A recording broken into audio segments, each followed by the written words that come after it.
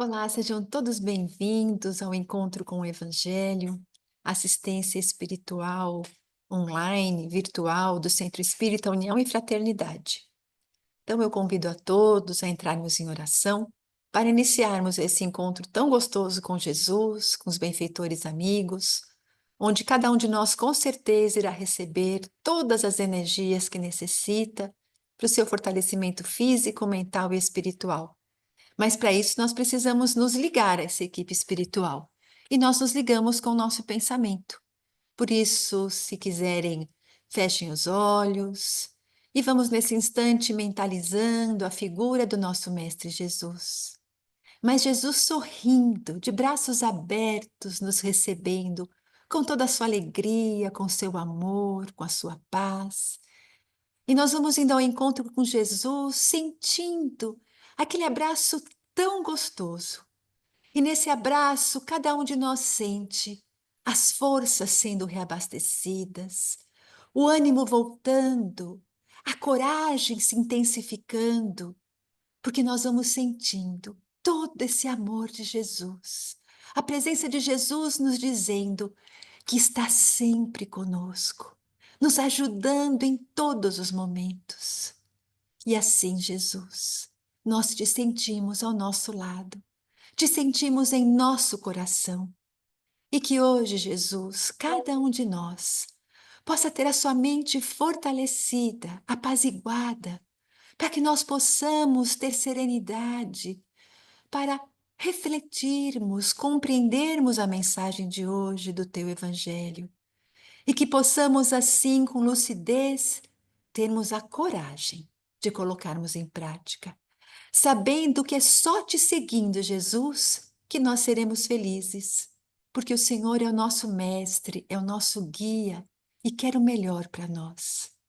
E assim, Jesus, que nós possamos agradecer a Deus, o nosso Pai, pela oportunidade da vida, que possamos pedir a esse Pai que nos ampare, que nos fortaleça, para que possamos vencer todos os desafios com muita fé.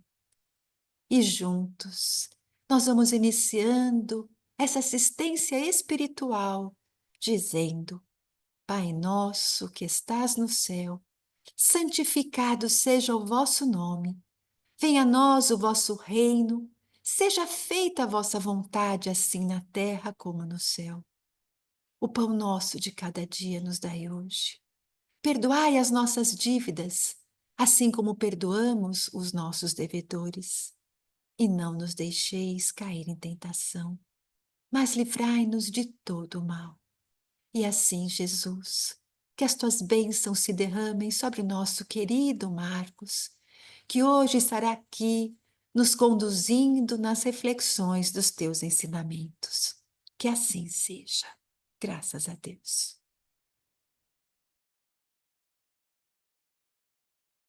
Obrigado, Mônica. Boa noite para quem está nos assistindo ao vivo. Bom dia, boa tarde, boa noite para quem nos assistirá no horário que for mais conveniente. Todos sempre com a certeza de que Jesus está ao nosso lado e os nossos queridos mentores estão nos amparando no horário que for que estivermos assistindo, porque, como a Mônica falou, ao nos conectarmos com Jesus, as equipes espirituais do Self virão ao nosso encontro nesse momento de evangelho. É interessante, a Mônica também falou no começo, né, para a gente ter a coragem de praticar o Evangelho. O tema da nossa exposição de hoje é a coragem da fé. E tem tudo a ver uma coisa com a outra, né? No capítulo 24 do Evangelho segundo o Espiritismo, nós encontraremos um trecho do Evangelho de Lucas, capítulo 9, versículo 23, em que Lucas relata a seguinte fala de Jesus: porque se alguém se envergonhar de mim e das minhas palavras, também o Filho do Homem se envergonhará dele quando vier na sua majestade e na de seu Pai e dos santos anjos. E aí Mateus vai falar mais ou menos a mesma coisa, ele também reproduz uma fala de Jesus no capítulo 10, versículos 32 e 33, da seguinte maneira: todo aquele, pois, que me confessar diante dos homens, também eu o confessarei diante de meu Pai que está nos céus. E o que me negar diante dos homens, também eu o negarei diante de meu Pai que está nos céus. A gente sabe que Jesus, excelente pedagogo, falava sempre na linguagem que as pessoas com mais facilidade poderiam compreendê-lo. Quando ele lidava com donas de casa, ele falava de medidas de sal, medidas de farinha. Quando ele pregava para pescadores, falava de redes de pesca, de peixes. Quando falava para o povo em geral, contava alguma história relacionada a dinheiro, porque sempre quando mexe no nosso bolso, a gente parece que presta mais atenção, não é? Então, em todas essas falas, em todas essas histórias, Jesus procurava colocar algum elemento forte, alguma figura de linguagem muito marcante, para que os seus ouvintes não esquecessem daquilo que ele havia falado. Temos que lembrar que na época de Jesus poucas pessoas sabiam ler e escrever e muita coisa não ficava registrada por escrito. Então as histórias eram repassadas oralmente, não é? Então, havendo um elemento forte na história, uma imagem bem marcante, seria lembrada com mais facilidade. E aí Jesus fala disso, não é? Que aquele que se envergonhar dele, ele também se envergonhará diante de Deus, ou aquele que não o confessar diante dos homens, será negado por ele diante de Deus. Obviamente, isso é uma linguagem, como é que vamos dizer assim, exagerada, não é? Uma linguagem exagerada para que as pessoas pudessem se lembrar da história, né? Por quê? Porque Jesus não vai negar ninguém, Jesus não se esquece de ninguém, muito pelo contrário. Existe um ditado que a gente costuma usar nas palestras, eu gosto bastante: Jesus sabe o nosso nome e sobrenome, ele sabe aonde nós moramos. E aí, isso sim não é uma linguagem exagerada. Jesus nos conhece realmente do fundo do nosso coração, sabe das nossas necessidades, das nossas aflições, das nossas virtudes, ainda que sejam pequenas. Jesus conhece essas nossas virtudes e compreende o esforço que nós fazemos para nos desenvolvermos. Então, quando ele diz que vai se envergonhar, é realmente uma figura de linguagem para que a história fosse lembrada com mais facilidade, não é? Mas e aí, o que que significa isso? O que que é não se envergonhar de Jesus ou o que é confessar Jesus diante dos homens?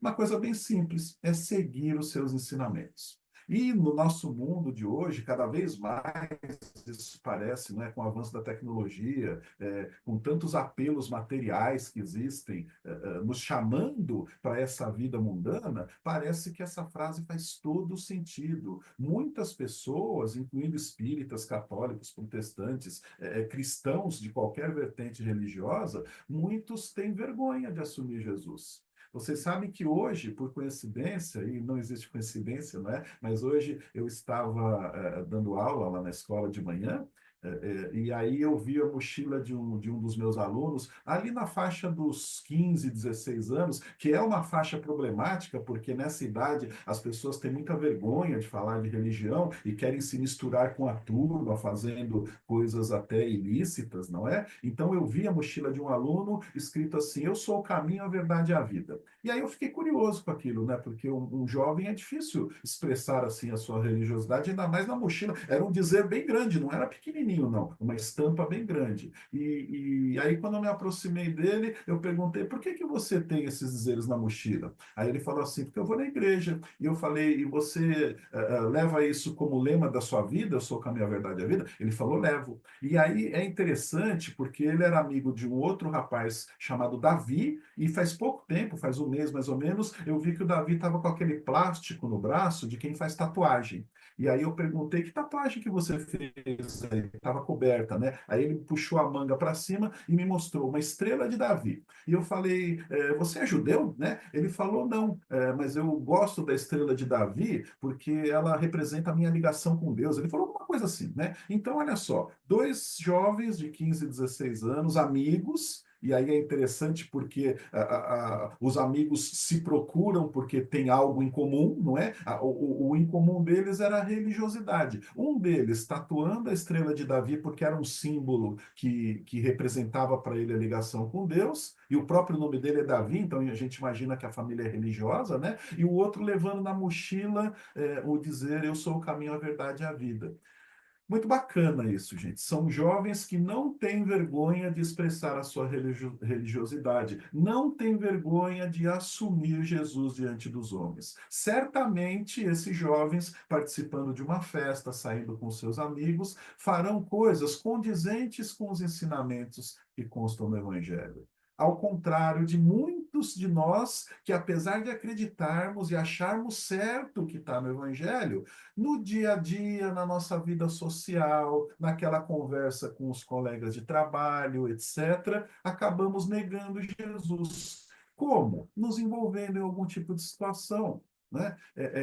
Nos deixando contagiar por aquele momento, por aquela diversão, com coisas que são do mundo, bebendo, fumando, falando alguma coisa imprópria, dando risada de alguma coisa imprópria. Por quê? Porque isso tudo é comum no nosso mundo. E se nós participamos disso e fazemos a mesma coisa que os outros fazem, nós nos sentimos incluídos. Não é só jovem e adolescente que quer se sentir parte da turma, o adulto também quer se sentir parte da turma. Então ele acaba embarcando nessas armadilhas que o mundo nos traz, e isso indiretamente é negar Jesus diante dos homens. É preciso ter uma fé fortemente estabelecida para que não sejamos captados por isso que é do mundo. Uma droga numa festa, uma bebida forte que vai nos deixar entorpecidos, qualquer tipo de coisa que vá contrário. Até mesmo, como nós estamos na época de entrega de imposto de renda, esse episódio está sendo gravado aí na metade do mês de maio, a gente tem até o dia 30 de maio para entregar imposto de renda, e até mesmo a questão da sonegação. Ah, eu vou colocar aqui um recibo diferente, eu vou repetir um recibo médico que eu coloquei na minha declaração do ano passado para que a minha restituição seja maior esse ano, ou para que eu pague menos imposto esse ano. Isso também é negar Jesus, porque num dos seus ensinamentos ele disse: dai a César o que é de César e a Deus o que é de Deus. Nós vivemos numa sociedade que necessita do pagamento de impostos para assistir os mais carentes, para poder pagar a pensão daqueles que estão aposentados, para poder pagar o salário dos médicos que atendem no SUS, para poder pagar o salário do policial que nos dá segurança na rua, e tudo isso sai dos nossos impostos. E a justificativa de que o governo é corrupto, que desvia o dinheiro dos impostos, não é válida. Nós temos que fazer a nossa parte. Se alguém lá na frente está desviando dinheiro e não está alocando aquela verba no lugar certo que ela deveria, o problema é dele, não nosso. Isso também é demonstrar o segmento, não é? Não se envergonhar de Jesus na frente dos homens ou não negar a Cristo diante dos homens, fazer a nossa parte dentro da sociedade.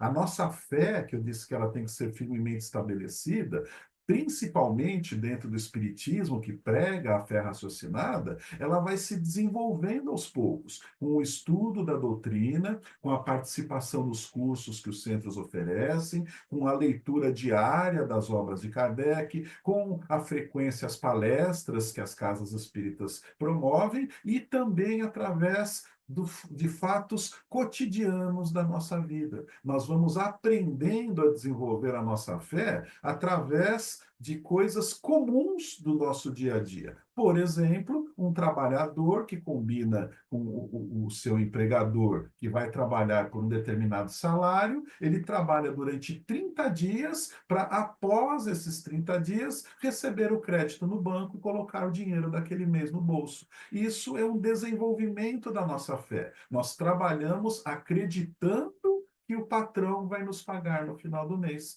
Porque se nós não acreditássemos, nós não iríamos no trabalho. Eu vou levantar cedo e vou pensar assim: será que ele vai me pagar? Eu acho que não, então eu não vou trabalhar. Se eu vou trabalhar, é porque eu acredito que ele vai me pagar.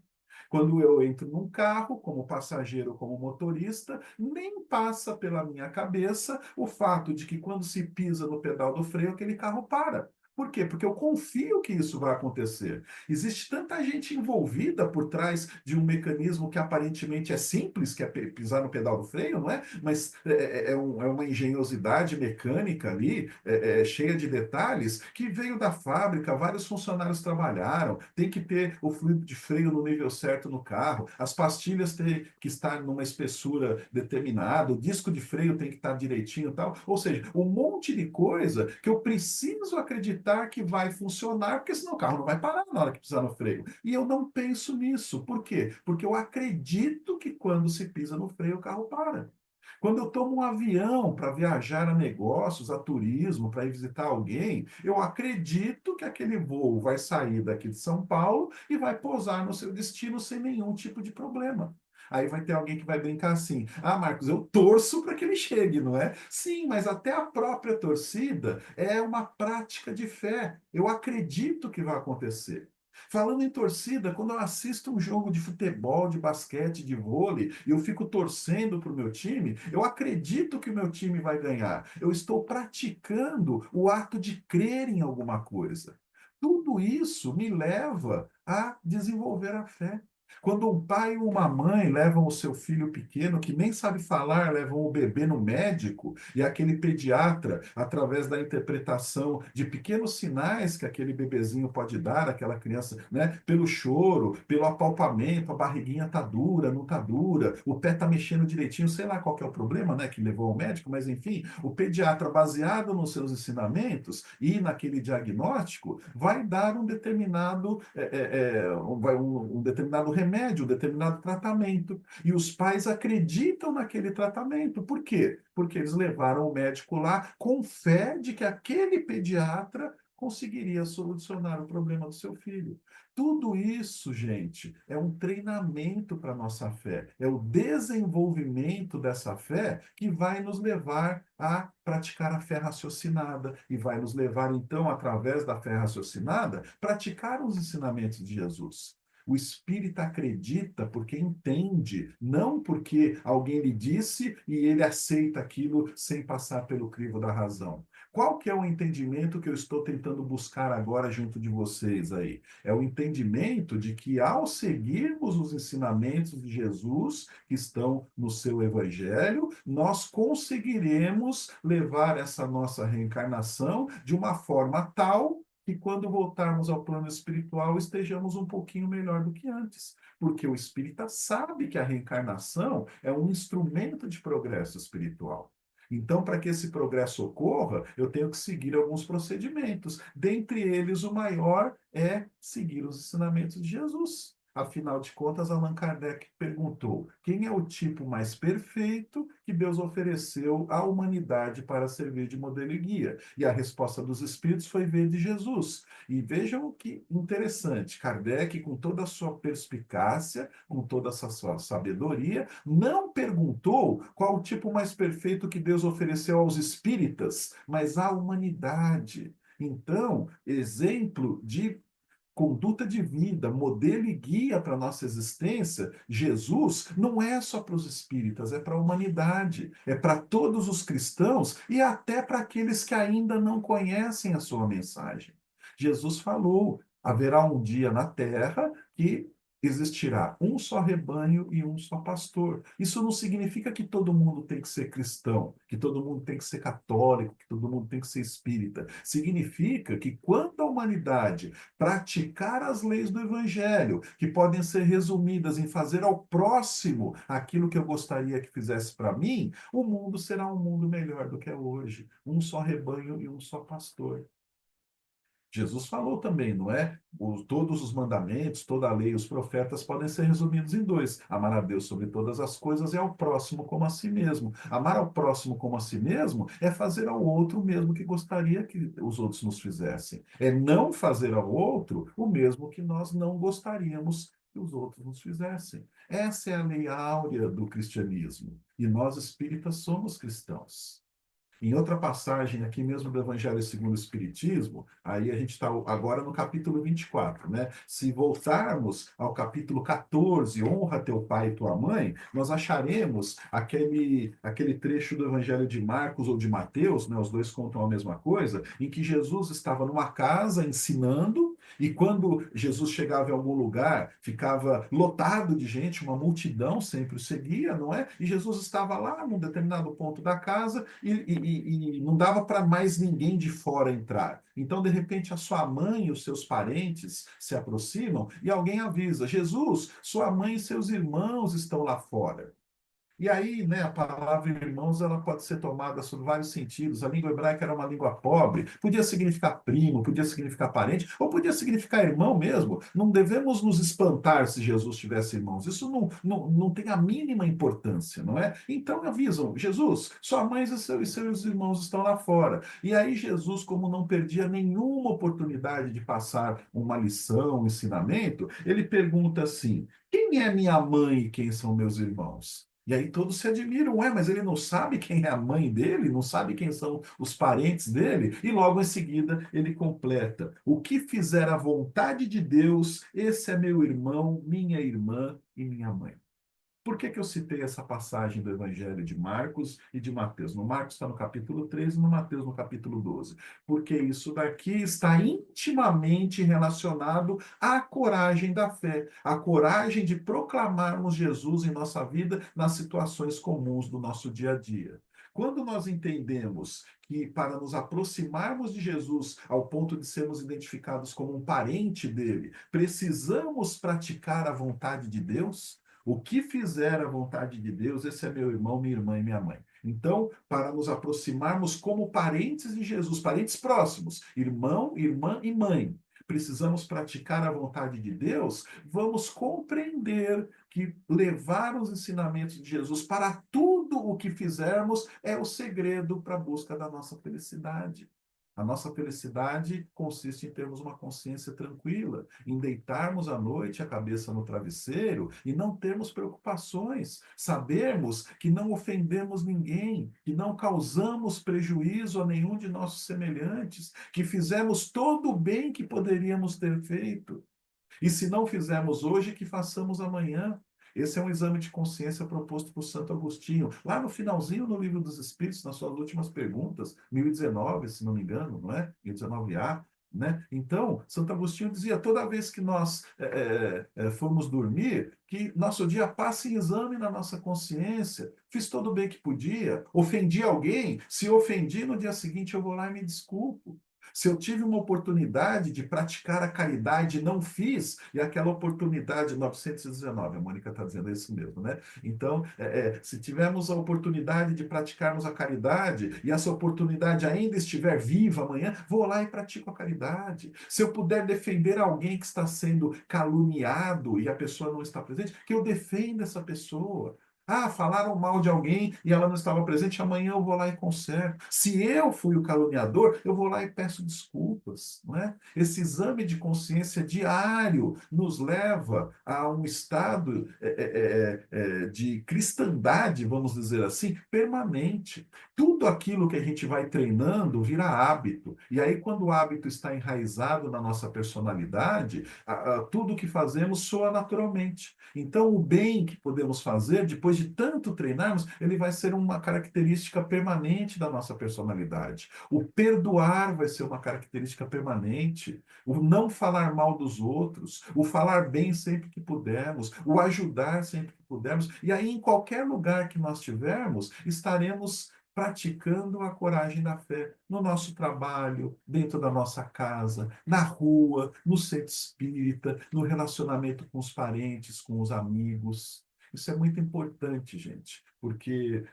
a nossa vida ela tem esse objetivo de nos desenvolvermos mental, moral e intelectualmente para voltarmos ao plano espiritual um pouquinho melhores. Se nós não nos conscientizarmos disso e formos deixando sempre para depois, a gente chega no final da reencarnação sem ter feito todo o bem a nós mesmos que poderíamos ter praticado. A nós mesmos, não é? Então, quando numa festa alguém te oferecer uma bebida alcoólica, se você é mais jovem, estiver numa balada, numa rave, ou sei lá qual que é o nome que dão para isso hoje, rolê, né? Ah, vamos num rolê, e alguém te oferecer algum tipo de droga, mesmo aquilo que você considera muito leve, porque tem drogas que são mais pesadas e outras que são mais leves. Tem pessoas que falam assim, ah, isso daqui é leve, não tem problema, eu uso hoje, amanhã eu largo. Mesmo essa que você considera mais leve, não é uma coisa que te faz bem. Não faz bem nem para o teu corpo, nem para o teu espírito. E, além de tudo, atrai para o teu lado companhias espirituais que também gostam daquele tipo de coisa.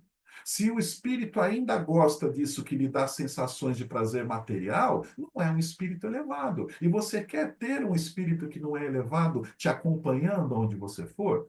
Olha o exemplo dos alunos lá que eu citei, né, no comecinho aqui da minha fala. Dois amigos que se procuraram por afinidades religiosas. Isso acontece entre encarnados e desencarnados. Então, se nós queremos ter boas companhias espirituais ao nosso lado, o nosso proceder tem que ser tal que as atraia para o nosso lado.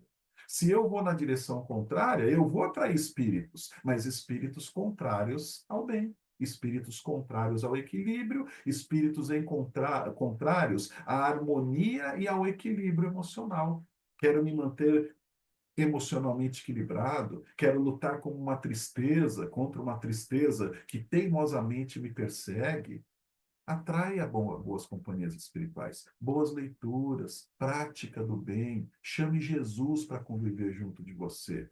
E tenha certeza de que ele estará sempre ao teu lado. Porque quem se engana lendo aquela passagem, eu vou me envergonhar, Jesus falando, repito, aquilo era uma expressão forte para lembrarmos da história. Porque a história que nós devemos recordar com mais firmeza é aquela em que ele aparece caminhando sobre as águas, e os apóstolos, muito assustados, acham que é um fantasma, e ele diz: Não temeis, sou eu, Jesus. E aí Pedro fala assim: Mestre, se és tu mesmo, manda que eu vá andando até ti sobre as águas. E Jesus fala: Venha. E Pedro começa a andar sobre as águas. E aí as ondas batem nas suas pernas, o vento bate no seu rosto, simbolizando as dificuldades que nós temos na vida. Ondas nos castigando, o vento nos desanimando, nos impelindo para trás quando o nosso caminho é para frente. E aí ele afunda, como nós afundamos os nossos problemas. Afundamos na tristeza, na depressão, afundamos no desânimo. E aí Jesus, o que se faz? Se aproxima, estende a mão para Pedro e diz: Não temas, eu estou aqui.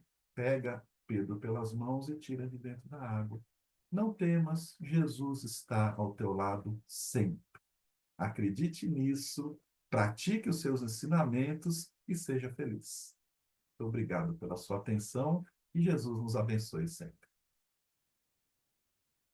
E assim, meus queridos, com essa mensagem de tanta coragem, de fé, né, nós vamos aproveitando esses minutinhos que nós estamos aqui e exercitando esse poder de sermos bons, que é a vibração.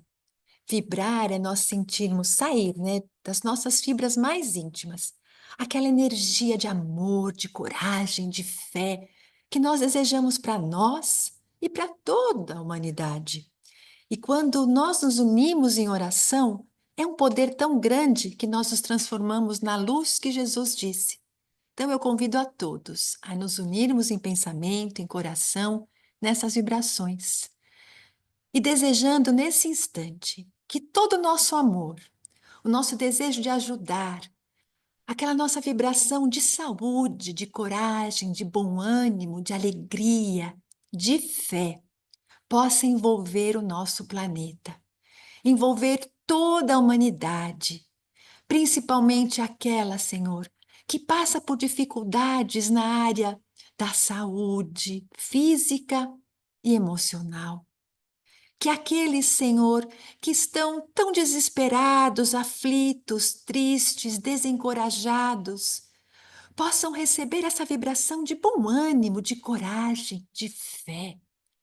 Que aqueles que estão a ponto de quererem tirar a própria vida, de desistir de tudo, possam sentir aquele ânimo voltando, a esperança, que encontrem mãos amigas que os auxiliem a recuperar essa fé e que possam ter a certeza de que Jesus está ao lado de cada um, nos dando a força para passar por esses momentos difíceis.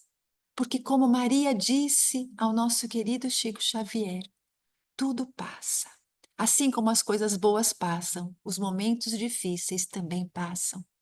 E são nesses momentos que nós precisamos da fé, da coragem da fé, da confiança em Jesus para passarmos. E assim, então, que essa nossa vibração chegue a todos os lares, que os lares se encham de amor, de respeito, de união, de fraternidade. Que a fraternidade possa habitar todos os corações. Assim que os vizinhos, as cidades, os países, todas as nações possam se dar as mãos se auxiliando, vibrando para o fim das guerras, vibrando para que as atitudes humanitárias possam chegar a todos os locais de sofrimento. Vibremos para que os jovens possam ser conduzidos no caminho do bem, para que haja o despertar de todas as pessoas em relação aos malefícios que os maus hábitos, que os vícios morais e físicos levam à saúde e à vida de cada um de nós. Vamos desejando o nosso melhor a todos aqueles que trabalham pelo bem, que fazem algo de bom ao próximo, que possam vencer os desafios, que possam continuar cada vez mais auxiliando esses corações tão necessitados. Vamos vibrando agora pelos nossos amigos, por todos aqueles casos que nós sabemos necessitar dessas vibrações, pelos nossos entes queridos, filhos, esposa, marido, pais, irmãos, pelo nosso lar, por nós mesmos, que possamos mentalizar nesse instante o local que nós estivermos, envolto de uma luz imensa, onde nós vamos vendo Jesus adentrando pela porta principal, carregando essas vibrações que nós precisamos tanto. E essas energias vão envolvendo todo esse local nesse amor intenso, na paz, no bom ânimo. Nesse instante, os nossos corações se transbordam de gratidão. E é assim que nós vamos nos preparando para recebermos o passe dessa equipe, que em nome de Jesus vem a cada um de nós atender às nossas necessidades. Esses amigos queridos que também depositam na água que nós deixamos ao nosso lado esses fluidos salutares. E essa água se transforma no lenitivo que nós necessitamos. E assim nós vamos sentindo que essas energias são derramadas por essa equipe espiritual sobre a cabeça de todos nós. É como se estivéssemos tomando um banho de luzes, como se estivéssemos debaixo de uma cachoeira, onde a água se transforma em luzes coloridas. Ao tocar a nossa cabeça, se espalhando pelo nosso corpo, vão carregando todas as energias de desânimo, toda a energia de doença, e vai transformando tudo em luz. As células doentes vão se regenerando, aqueles locais em desequilíbrio vão se harmonizando. A coragem vai voltando, os pensamentos positivos. E assim nós vamos nos sentindo abastecidos, revigorados. E é como se agora nós estivéssemos envoltos numa bolha de sabão. Aquela bolha, quando bate o sol, fica toda colorida. E nós estamos assim, envoltos nessa cúpula de luz. E essas energias, com o nosso pensamento firme, com a nossa ligação a Jesus, vão nos abastecendo diariamente das nossas necessidades. Ao tomarmos a nossa água, nós vamos agradecendo e sentindo os benefícios para que o nosso pensamento possa atrair esses bons fluidos. E assim, queridos, nós vamos nos despedindo, com essa certeza absoluta do que foi falado várias vezes aqui hoje. Jesus está ao nosso lado. Deus é Pai e nos oferece todas as oportunidades de recomeçarmos e de sermos vencedores. Que possamos acreditar, confiar, nos apegarmos a essa certeza e assim termos essa coragem de a cada dia recomeçarmos, de após cada queda, termos a certeza de que Deus nos dá a oportunidade de levantarmos e de recomeçarmos. E em nome de Deus, em nome de Jesus, de toda essa espiritualidade amiga que está aqui conosco. Nós nos despedimos dessa equipe maravilhosa e que possamos permanecer envoltos nessas energias até uma próxima oportunidade. Que assim seja. Graças a Deus, uma boa semana a todos e fiquem em paz.